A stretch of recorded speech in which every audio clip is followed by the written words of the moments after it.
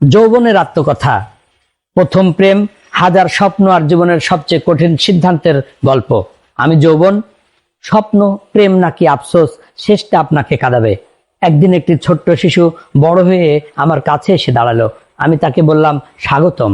এটাই সেই সময় যেখানে প্রতিটি সিদ্ধান্ত তোমার ভবিষ্যৎ লিখে দেবে। আমার বুকে প্রথম প্রেমের ফুল ফোটে।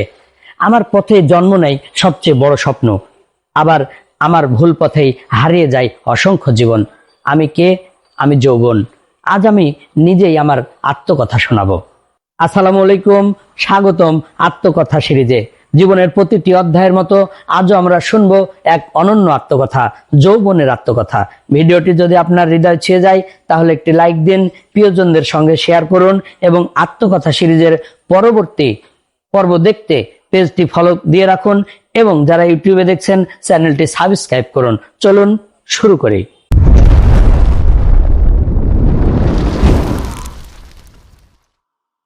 আমি আসার সঙ্গে সঙ্গে পৃথিবী বদলে যায় না, বদলে যায় মানুষের চোখ। স্বপ্নগুলো রঙিন হয়ে ওঠে, নিজেকে নিয়ে হাজারো কল্পনা জন্ম নেয়। আয়নার সামনে দাঁড়িয়ে মানুষ নিজের ভবিষ্যৎ খুঁজতে শুরু করে। আমি তখন নীরবে হাসি। একদিন হঠাৎ কারো সঙ্গে চোখের দেখা, তারপর এক টুকরো হাসি, একটি বার্তা, একটি অপেক্ষা, একটি নাম বারবার মনে পড়া। আমি জানি এই অনুভূতির নাম ভালোবাসা।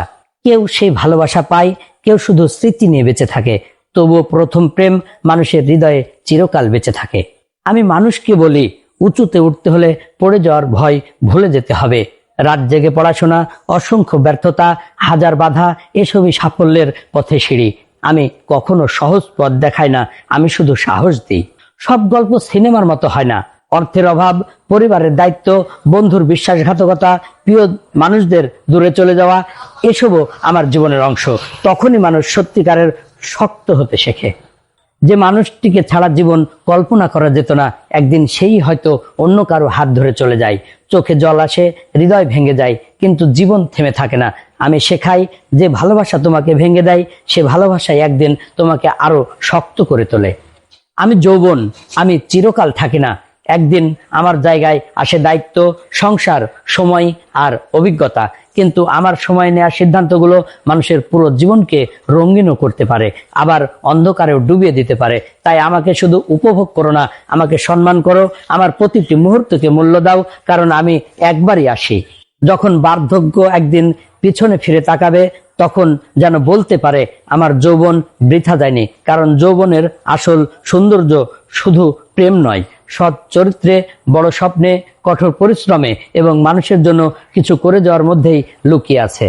আপনার জীবনের সবচেয়ে সুন্দর কিংবা সবচেয়ে কষ্টের যৌবনের স্মৃতি কি? কমেন্টে লিখে আমাদের সঙ্গে ভাগ করে নিন। ভিডিওটি ভালো লাগলে লাইক দিন, বন্ধুদের সঙ্গে শেয়ার করুন এবং আত্মকথা পরিবারের সদস্য হতে এখনই পেজটি ফলো করুন এবং যারা ইউটিউব থেকে দেখছেন তারা চ্যানেলটি সাবস্ক্রাইব করুন। আবার দেখা হবে নতুন একটি আত্মকথা নিয়ে। আল্লাহ হাফেজ।